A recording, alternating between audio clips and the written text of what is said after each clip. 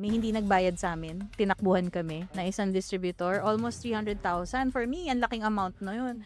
Grabe yung naging depression ko nun kasi good friend ko rin siya. So, yung loss of trust, gusto ko nang tumigil kasi sinisisi ko yung sarili ko na nagtiwala ako. Ayoko na silang makausap, ayoko silang makita. I don't care if ninong sila ng mga anak ko. I don't care anymore. So, naging single mother na ako, humiwalay na ako. And natakot din talaga ako ma-judge. Siyempre, parang naging coach ako, parang ano yung sasabihin ng mga tao, ganun. Pero later on, na-realize ko, if I don't show up, paano yung mga taong hindi ko natulungan? May point ba sa journey nyo na gusto nyo na lang sumuko kasi walang naniniwala sa inyo? Nako, araw-araw. Halos araw-araw. Gusto kong sumuko talaga. Hello mga kakuda! Welcome sa Madami Akong Kuda Season 2! Kung saan lahat ng bawal pag-usapan ay lalo nating pag-uusapan! I'm Cheryl, mom, entrepreneur, and a certified overthinker. And I'm Soraya, Cheryl's new co-host and kakuda. I'm a business psychology and shadow work coach and minsan human emotional support ng mga pagod na maging girl boss kagaya nitong si Cheryl. At Kami ang magkaibigan, madaming opinyon, kahit di tinatanong. Hi mga kakuda! Welcome to episode 8. Oh my God, episode 8 na. Episode 8, mga kakuda! Kasi nyo naman yung setup namin, iba-iba, diba? Iba. Pag nakaluwag-luwag, ganun talaga. At ang bulaklak namin, hindi kami nag-usap. Kung sa mga pabulaklak Pero natin. nagterno ang aming outfit. Diba? So ngayon, wala tayong pag-uusapan. De joke lang. Wala tayong specific topic ngayon kasi napansin namin na ang daming questions ng ating mga kakuda na pina-private message sa amin individually or sa page namin or kino-comment. So ang ginawa namin, kinompile lang namin para sagutin na lang namin ng isang bagsakan. Yes. No? Actually, hindi lang comments hindi lang questions. Marami ring nagsabing nakarelate sila. Ano yung pinaka-relatable episode? Yung about parents? Ano? About parents. About manipulative Oo, parents. manipulative parents. Parang ngayon lang nila na-realize na ganun pala yung pinagdaanan. Oo, na hindi pala tama Oo. yung mga sinasabi sa kanila. Oo. And may mga nag-comment din na parents. na Na natapang, hinaway kami. hinaway kami, pinapatigil kami.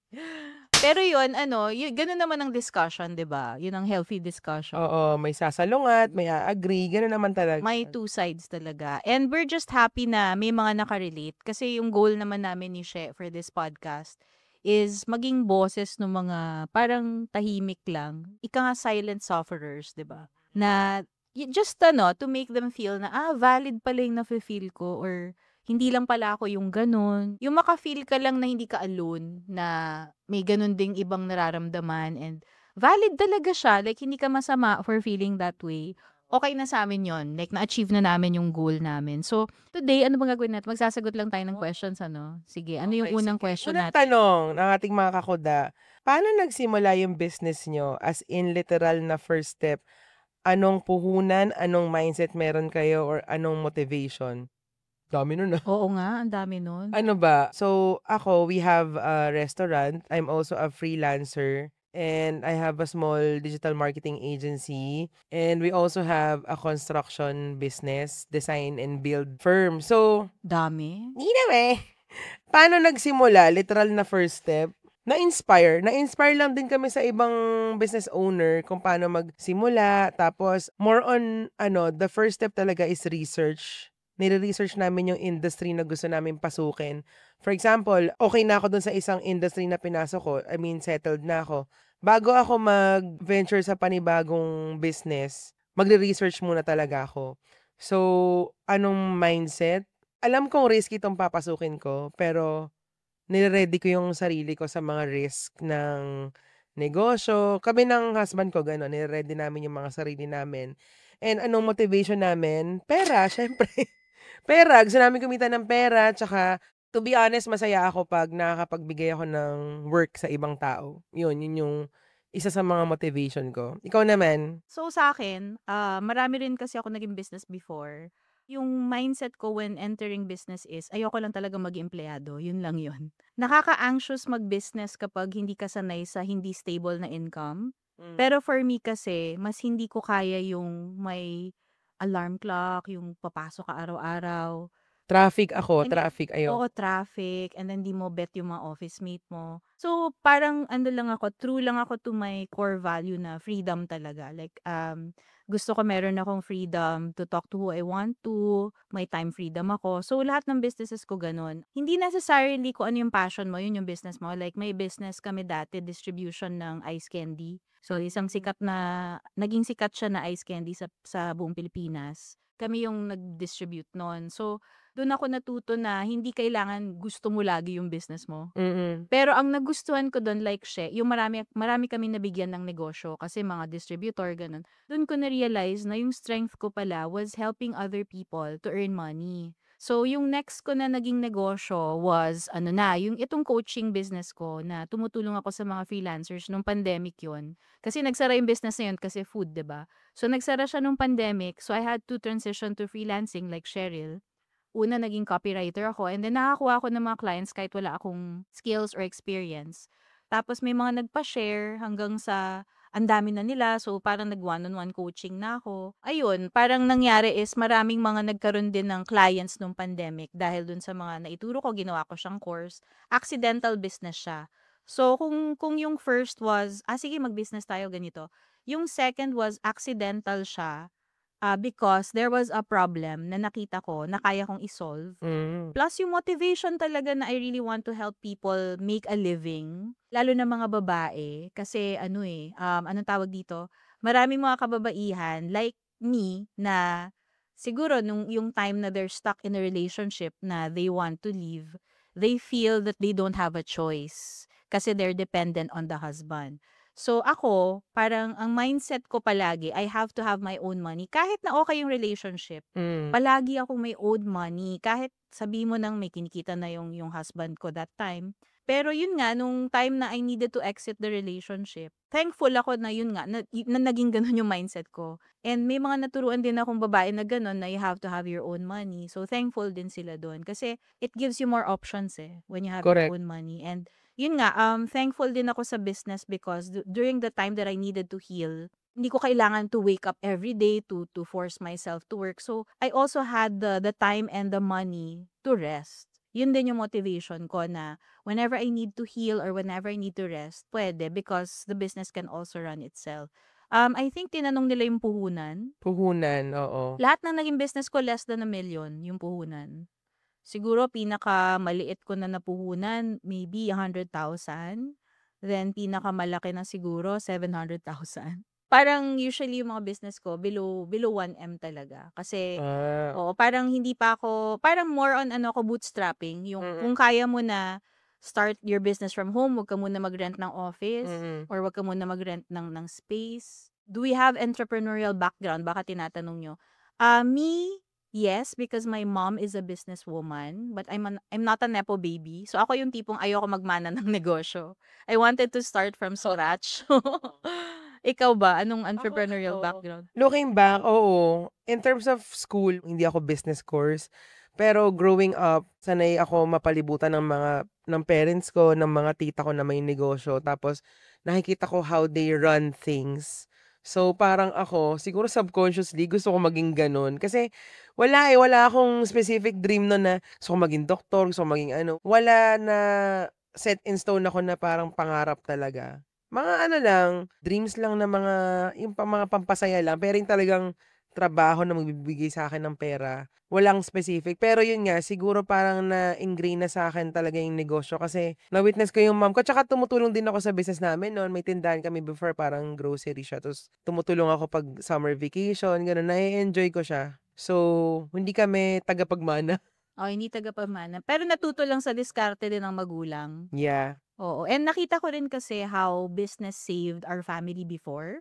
So, my dad is an employee. So, mataas ang posisyon niya sa isang bangko. Pero nagsara yung bangko na yon. So, we had a good life back then. Lahat kami nag-aaral sa exclusive school.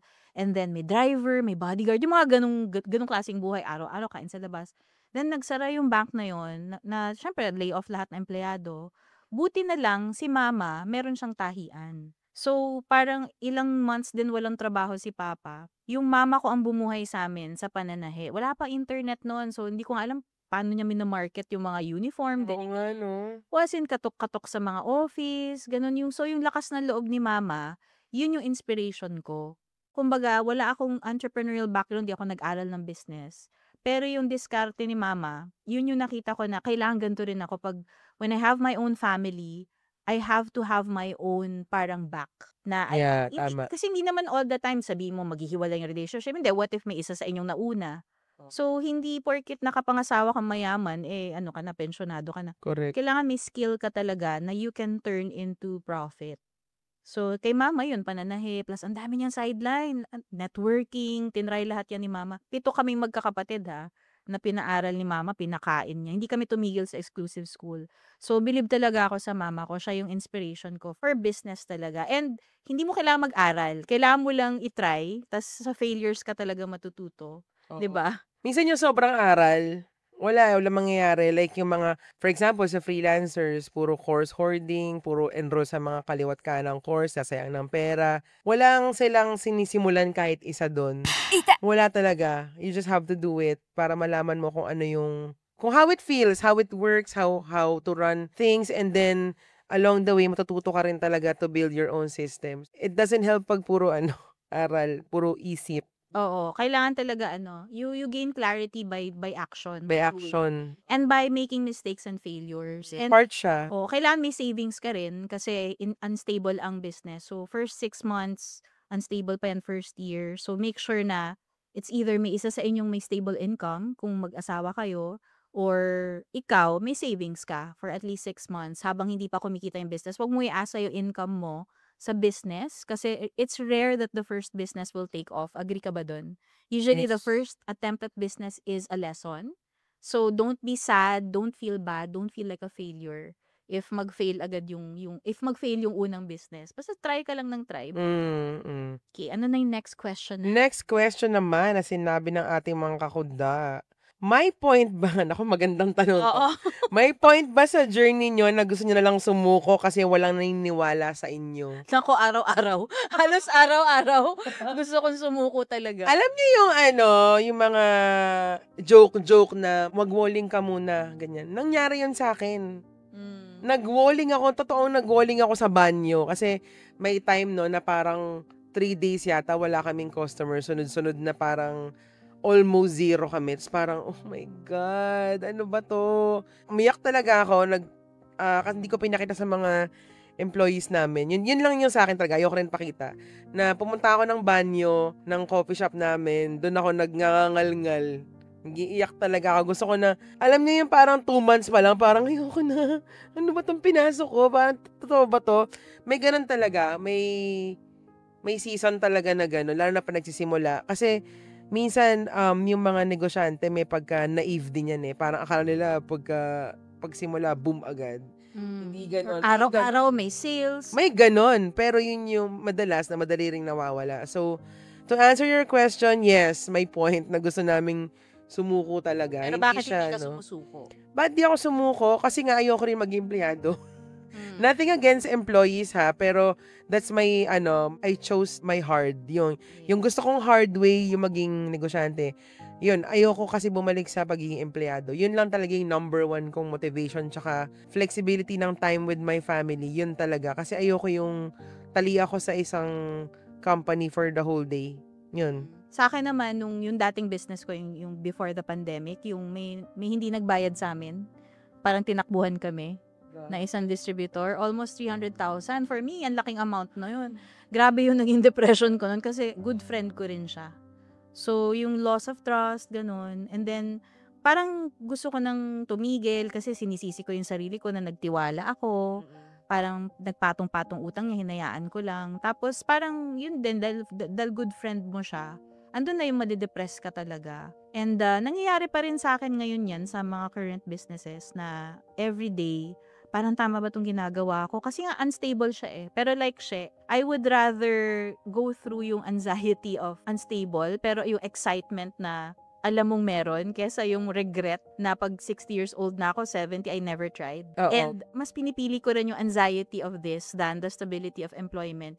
Kasi parang ikamamatay ko talaga yung pare-pareho ginagawa ko araw-araw. Ako Tapos din. hindi ko gusto yung boss ko, hindi ko gusto yung mga katrabaho, hindi ko talaga kaya. So, pick your poison lang talaga. Pick your hard. Yun lang siya. For me, there is the anxiety but there is also the excitement of business. Talagang mafe-feel mo sa buto mo na para sa'yo talaga to. And I just like solving problems na Oo. I like seeing opportunities, solving problems, helping people to grow, to earn. And hindi ko yun magagawa if employee ako. Plus yung time din with my kids. Hindi lang siya about pera talaga eh.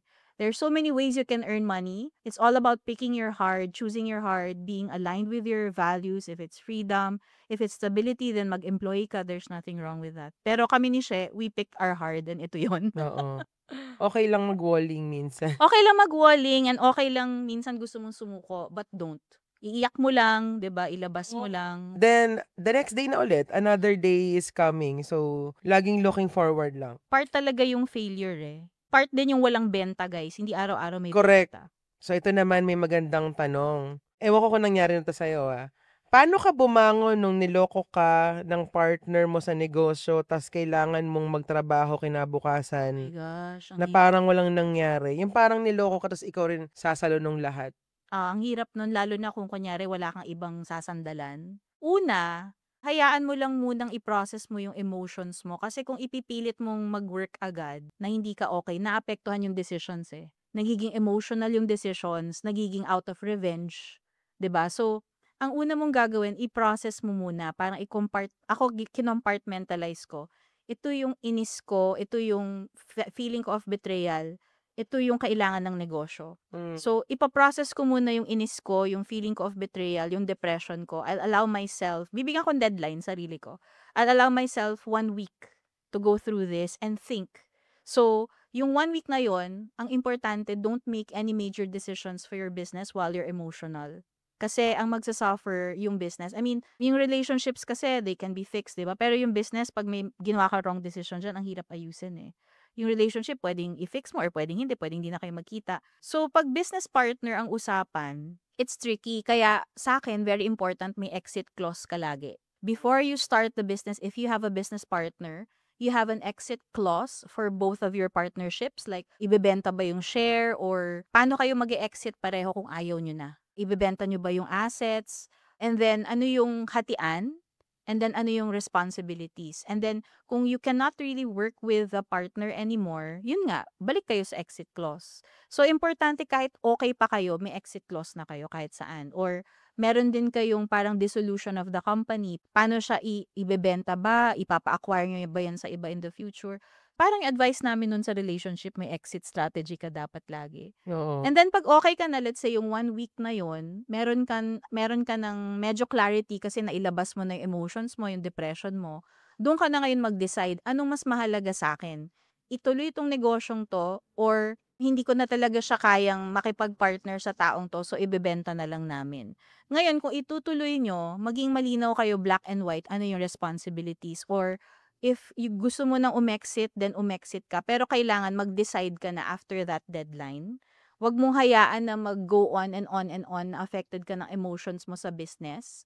Kasi that business is like a child. Kapag napabayaan yan, mas mahirap, 'di ba?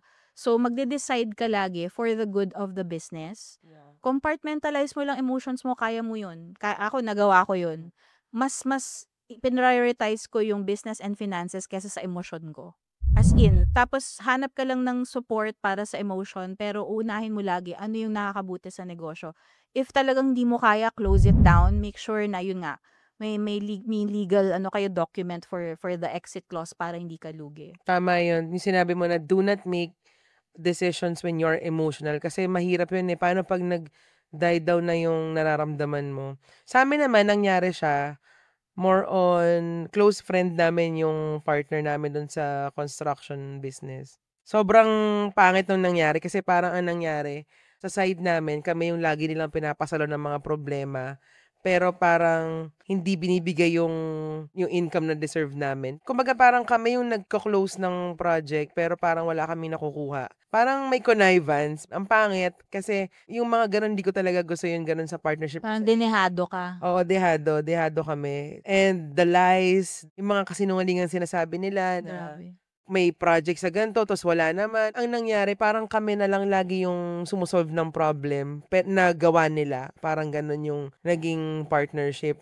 So, yung mga ganon, ako to be honest, ayoko talaga ng mga ganon. Hindi ko kayang i-compartmentalize agad yung mga nararamdaman ko. Magagalit talaga ako. Naggalit ako, pinagbablock ko sila, kinalimutan ko lahat ng namin. For me kasi, yung how I operate is an eye for an eye. Kung anong ginawa mo sa akin, ganun din yung gagawin ko sa'yo. Kung ganito mo kami tinatrato, ganun din yung tatrato ko sa'yo. Pero kung ang ginawa na lang namin is talaga nag-move away na lang kami dun sa partnership. Nag-start kami ng sarili naming Kayo yung umexit sa business. Kami na yung umexit kasi ayaw naming makipagtrabaho sa mga taong walang integridad sa katawan. Tsaka yung motivation ko para magsimula ulit talaga is yung karma.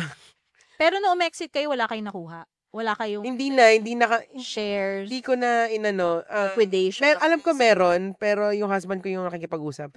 Pero ang motivation ko talaga is to move on faster and Oo. ipaubaya ko lahat sa karma kasi naniniwala ako na babawian din sila ng tadhana. Ay, tadhana. Oo. Kumbaga yung mas pinili mo that time, yung top value mo that time, peace of mind over the yung peace of money. mind ko yung pinili. Parang hindi na lang, kahit di ko na mabawi yung pera, basta may peace of mind. Basta ayoko na silang makausap. Oo. Ayoko na silang makausap, ayoko silang makita. I don't care if ninong sila ng mga anak ko. I don't care anymore. Grabe. Pero look at you now, 'di ba? Kayo ni Denver, you have a successful build and Yeah, construction company. okay naman. So far, so good. And doing Parang nakabuti pa yung paghiwalay. Oo. Baka talagang kami, nilalayo kami sa mga Totoo. taong magda-drag sa amin pababa. So, yun, ganun lang yung ginawa ko. Actually, yun din yung beauty ng ng journey namin in business. Parang akala mo yung mga failure, yun na yung end of the world. Pero biglang when you look back, pag nagkaroon ka na ng better opportunity, yun pala yung naging stepping stone ko. Nilalayo pala ako doon kasi may better na napaparating. Pero hindi mo mararating yun kung titigil ka. Correct. Di ba sabi nga, nagfe-fail ka lang if you stop trying. Oo. The only people who fail aren't those who make mistakes. The people who fail are those who stop trying. Correct. So hanggang try ka ng try. Ako, I'm at a point na masasabi ko na na happy na ako. Though hindi pa talaga ganun kalaki, pero happy na ako with the way I make decisions sa business with all the mistakes that I've learned from almost 20 years of doing business. Happy na ako where I am kasi talagang I'm doing things na align talaga sa values ko. Hindi na ako nagpapaabuso. Oo, Hindi ko dapat na lang. ginagawa para lang mag-comply sa kung sino or kahit sa family, 'di ba? Oo. Parang I'm doing things based on ano talaga yung align, ano yung nagpapasaya. Yung masaya ka lang. Oo, totoo. Hindi para i-please yung ibang tao. And hindi lang pera-pera yung habol. Oo. May fulfillment talaga. Ang fulfillment ko yung mga sobrang laking fulfillment talaga ng pera, 'di ba? Pag na tayo magpaka-plastic. Pero ang pinaka-fulfilling for me is yung mga nabibuild kong relationship, quality relationship, quality network while doing our businesses. Yun talaga yung pinaka kasi yun i-harvest mo yun balang araw yung mga na-build mong relationship. Kunyari, sa ngayon, ikaw yung may kailangan sa kanila. Balang araw, ikaw din naman ang tutulong sa kanila. Or vice versa, yung ganun, tulungan. Sa akin naman yung growth. Kasi hindi ka pwedeng maging stagnant sa business eh. 'Di ba? Kunyari, pag nagka-AI na, paano ka mag-a-adjust as a freelancer? Naku, oo. 'Di ba nung nagka-pandemic, shutdown yung food business. Paano ka magpipivot? Yung palaging there's this next step na hindi ka pwedeng stagnant. Doon ako na-excite. Yung palaging may next stage, may growth. And parang hanap ka lang ng hanap ng parang nag-e-evolve ka. Nag-e-evolve, nagre-reinvent ka. Yes, na hindi ko siya makuha sa pagiging employee kasi parang ilang years yan bago ka ma-promote, 'di ba? Oo. Doing the same thing over and over again, you're just waiting for instructions. May office politics pa. Oo, so Diba? yung growth, yung freedom, hindi ko pagpapalit yun talaga sa sabihin na nating unstable, but that's how I want to live my life eh. Oo. Growth. Kanya-kanyang trip. Kanya-kanyang trip. Basta kung ano yung top value nyo, yun yung dun kayo. Kung stability yan, employment, walang problema. Wag nyo rin ipilit magnegosyo. Yes. Kung sobrang kayo, takot, anxious kayo, wag. And ito na lang, last na advice ko na lang. Always, yung sinabi ni kanina na research, always ask advice from people na nandun na sa gusto mong patunguhan. Kung anong negosyo yan, interview people in that business, mag-hire ka ng taong mas magaling sa'yo. That's what I did ngayon sa business ko ngayon, yung gym. I partnered with someone na mas maraming alam sa akin. Sa industry na Sa yun. industry na yun. Ako kasi passionate lang ako sa gym kasi that's what helped me get over my depression, yung pag-workout, ganyan. So, parang I partnered with someone na nakita kong sobrang passionate din and magaling din sa aspects ng business na yon. So, wag kayong ma-pride. Pagka business, kayo, hire people smarter and better than you. Yun din yung natutunan ko na it's okay kung mas marami siyang alam sa'yo basta may contract kayo, malinaw ang usapan, black and white. Ito yung share nyo, ito yung, and then wag kang micromanage, 'di ba? Yung Oo. ito responsibility mo, ito Pagkatiwalaan. responsibility ko. O trust talaga lalo if you have partners. Yan. So, meron tayong last question na maganda ring pang-wrap up na rin. Kasi meron nagtanong na kakuda, parang gusto rin siguro niya magnegosyo. Sabi niya, nahihiya ako mag-promote ng business ko. Feeling ko ang gulo-gulo ng buhay ko. Paano niyo na-overcome yung imposter syndrome?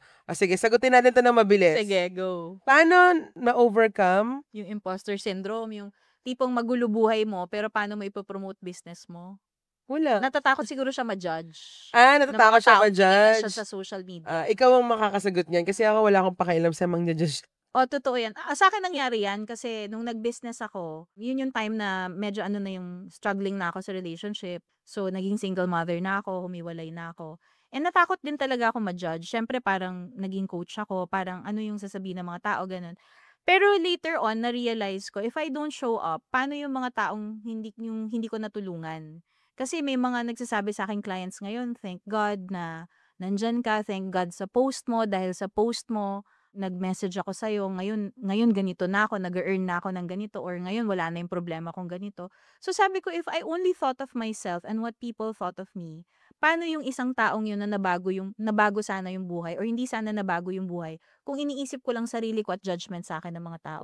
So mula nun, wala na talaga akong pakialam kung ano iniisip sa akin ng tao. Basta alam ko makakatulong at kailangan yung pinopromote ko, kahit sa isang tao lang, dun sa isang tao ako nagpo-focus, hindi sa mga judgmental.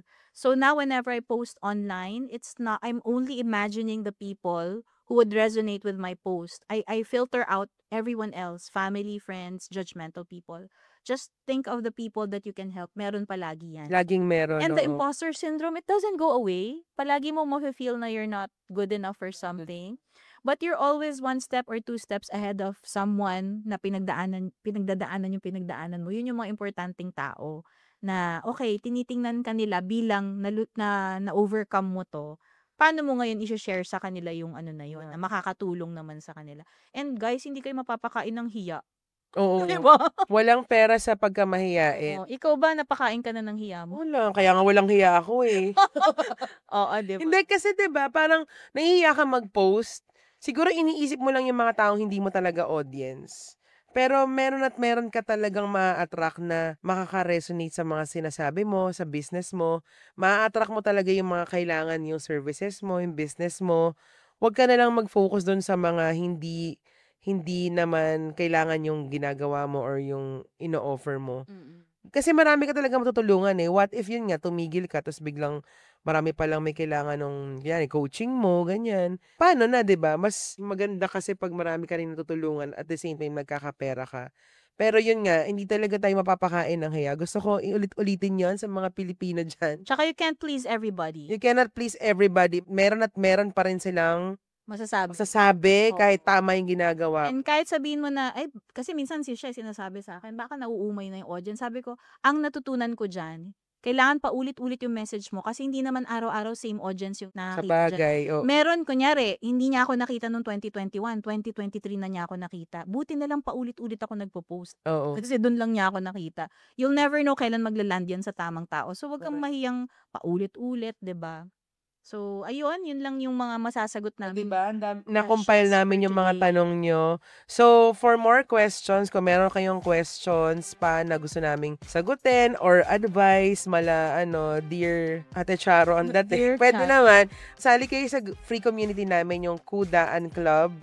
Kudaan, Kudaan Club, KLUB. On Facebook. On Facebook. And you can always DM us your questions or tag nyo kami sa mga post namin pag may gusto kayong i-comment na may kasamang question. Pwede. Binabasa naman talaga namin lahat yun eh. Minsan nagla-live kami on our Facebook page, Madaming Kudada Podcast. Nagla-live din kami sa TikTok namin, Madaming Kudada Podcast din ba yun? Yes. Madami Akong Kuda, the podcast. So, search for us on Facebook, TikTok. Also on Spotify, download and follow our Spotify. Yes, andun ang full episodes Full sa episodes Spotify. with the video. And you can also join our polls on Spotify. So, we do appreciate yung mga nagko-comment, nagtatanong. And malay nyo, magpa-meet up tayo soon. Ay! Gusto ko yan. Bongga. Guys, gusto nyo ba magpa-meet up para ma-meet nyo yung kagandahan namin? Char! Sige, gagawin natin yan. So, thank you so much, mga kakuda. And Thanks. see you sa next episode. Bye, mga kakuda! Bye!